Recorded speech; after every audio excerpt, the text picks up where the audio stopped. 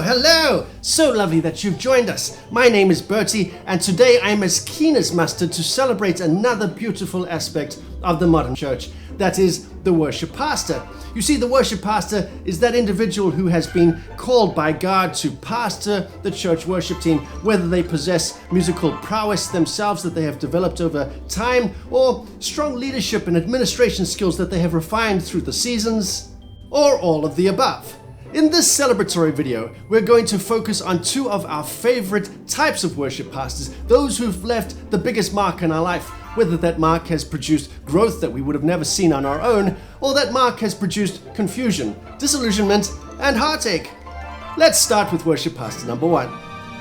That individual who has graduated to this position through years, if not decades, of proven efforts in one or more worship teams, who senses that God is calling them to move from the season of being the captain in the trenches with their team to being the coach in a servant leadership role.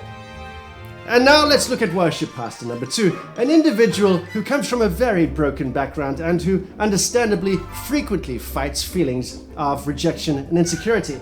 Unfortunately, these feelings play a major part in their leadership style. For example, rather than guiding their team from the sideline as the team lead the church in worship, worship pastor number two feels that their responsibility is to be the most talented individual in the team.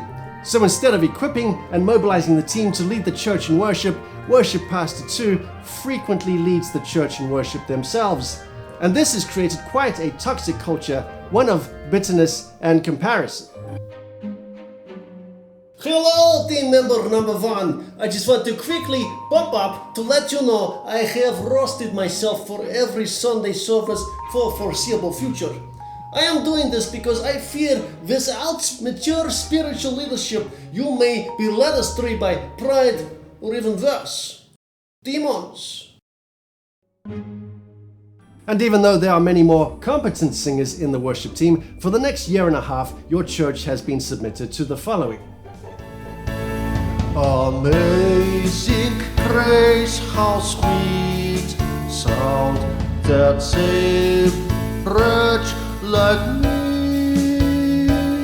I once was lost, but now found, was blind, but now I see. Other attributes commonly associated with worship pastor number two are: they insist on the same 4 songs being sung every week, claiming this is how one builds the church's faith.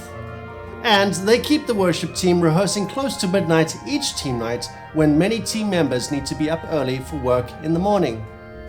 Righto, back to worship pastor number one, an individual who possesses amazing communication skills that command attention and leave the average human being in awe. Now, combined with their high emotional intelligence and their sensitivity to the Holy Spirit, every time worship pastor number one conducts a team meeting, each team member is guaranteed to leave filled with encouragement and inspiration.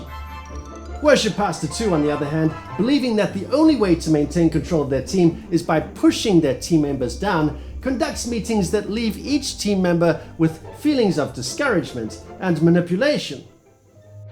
I want you to know that as long as you are part of this team, God has made me your spiritual leader. Which means, if you not submit for me, then you are sinning.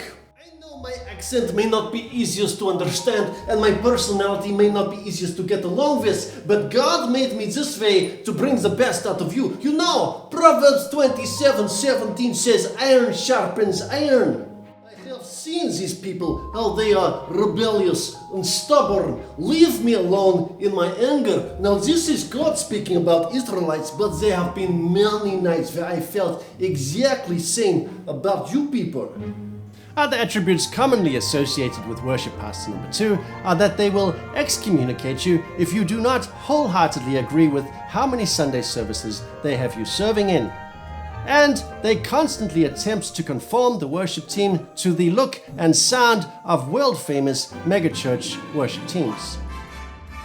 Well, this has been the most exhilarating experience for me, and I do hope that you too have enjoyed our little journey.